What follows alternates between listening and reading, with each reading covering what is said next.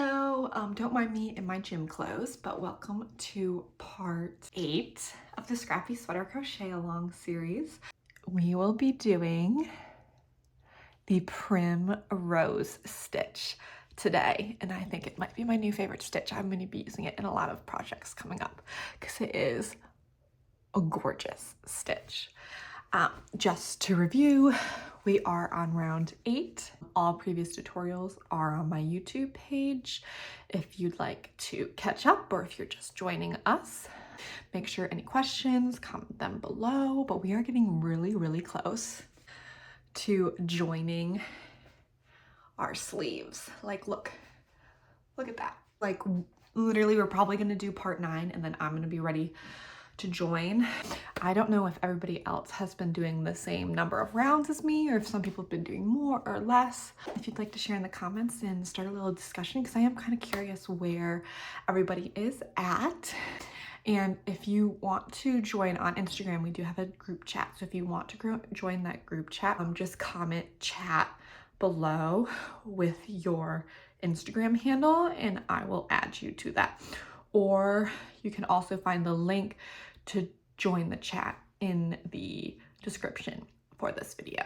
Again, this is the Primrose Stitch that we will be doing today. So for the Primrose Stitch, we can tie in anywhere you'd like, but I just want to go over the stitches we've done so far. So we have the neckline, the seed stitch, the cross double crochet, the pike stitch, the griddle stitch, the cluster V stitch, and the loop stitch.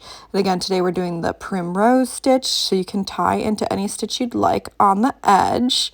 And to start, we are going to insert our hook and pull a loop through and chain 2. So 1, 2. Then in the next stitch, we are going to do a single crochet, chain 2, and another single crochet.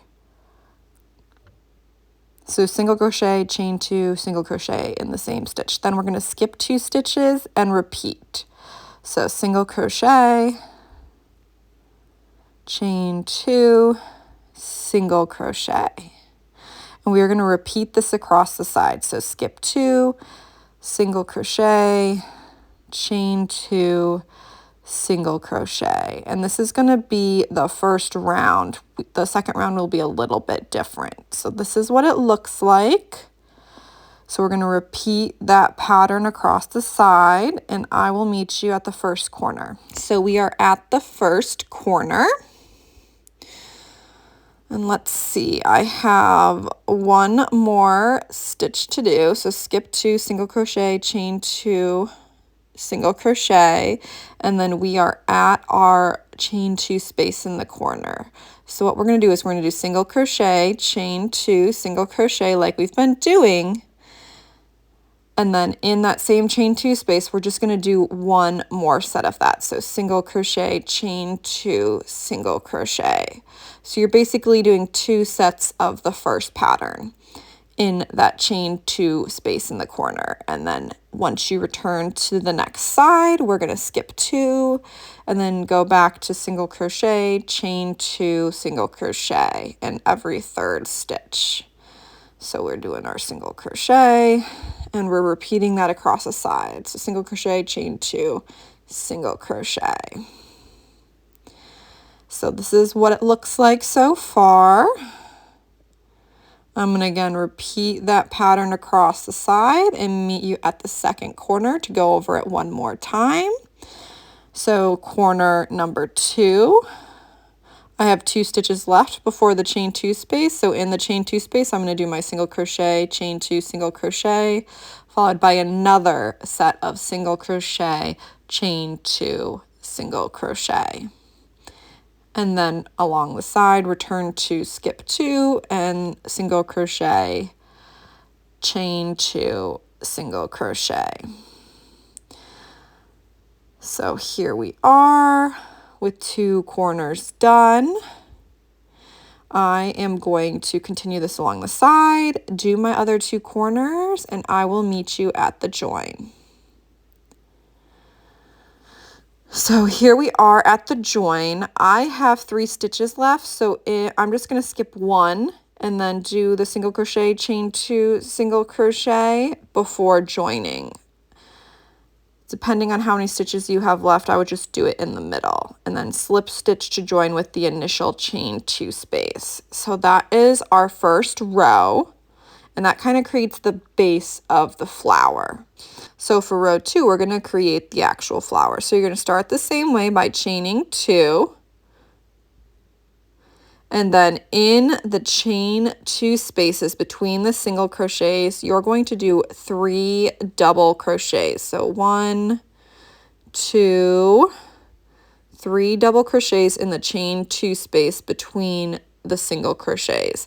And that's what you're going to do all the way across. So in every chain 2 space between the single crochets, you're going to do a cluster of 3 double crochets. And that's going to create your flower.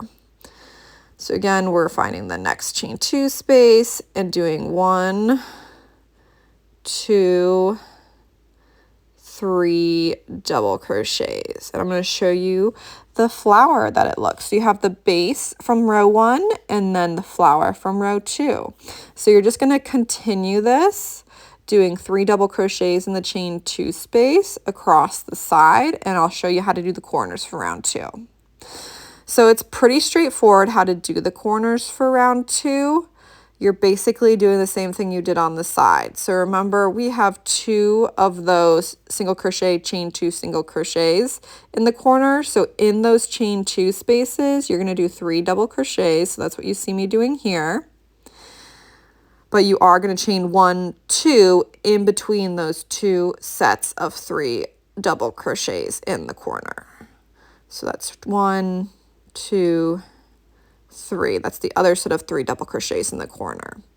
So important thing on the corner is making sure your 3 double crochets are separated by a chain 2, and then you go back to your side and you're doing 3 double crochets in every chain 2 space between the single crochets from round 1. So this is what it looks like after the first corner of round 2. The other 3 corners are going to be exactly the same that I just showed you. So here's the timestamp if you need to go back. I'm going to meet you at the join for round 2. So the join for round 2, you're just going to do your last set of 3 double crochets in that last chain 2 space between the single crochets. So that's our third one. Sorry, my hook's getting a little sticky. And then you're just going to do a slip stitch into that initial chain 2 space to join. And that is our primrose stitch.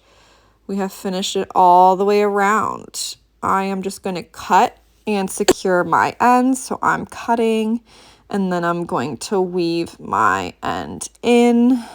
So that's what you see me doing here.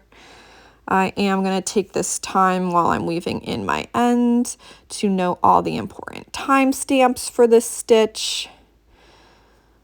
So if you do need to go back and review anything, you can, but let's see what it looks like on. Here's what it looks like on. I know I tried it on at the beginning of the video, but since we finished the tutorial, I just wanted to show you again. It is definitely my new favorite stitch. This is part 8. Next week we will do part 9, and then I believe we will be ready to join the, I think it's called the yoke of the sweater, and then start doing the arms and around the waist. So yes. Again, I basically look up a couple stitches. I look for fun crochet stitches, and I have a stitch book that I've been going through and just randomly picking a new stitch every week. So if you have a stitch that you would like to see in this sweater, just make sure to comment it below. And if you haven't yet, please make sure you subscribe, because that would be awesome. And my Instagram is here if you don't follow me there yet. I do share a lot of content on the Scrappy sweater, but I also have a lot of other things that I'm working on. I'm trying to bring more of it to my YouTube channel, but the sweater has been taking up a lot of time. But yeah, thank you as always for following along, and I'll see you next week.